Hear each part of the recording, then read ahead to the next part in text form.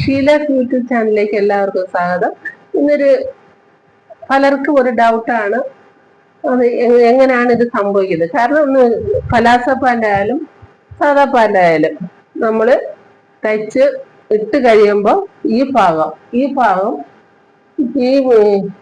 മുകളിലോട്ട് കയറിപ്പോകും. ഇങ്ങനെ കടന്നു പോകുമ്പോൾ മുകളിലോട്ട് കയറിപ്പോകുന്നു.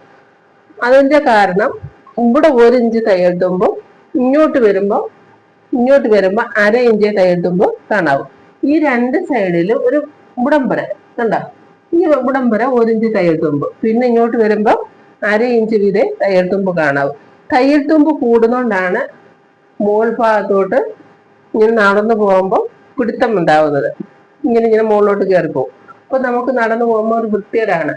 അത് ഒഴിവാക്കണം കേട്ടോ. 1 ഇഞ്ച് ഇവിടെ അടിഭാഗത്തെ വരാവും, ഇങ്ങോട്ട് വരുമ്പോൾ 1/2 ഇഞ്ച് കാണാവും. ഇപ്പം റെഡിമെയ്ഡ് ആയാലും നമ്മളത് സ്റ്റിച്ച്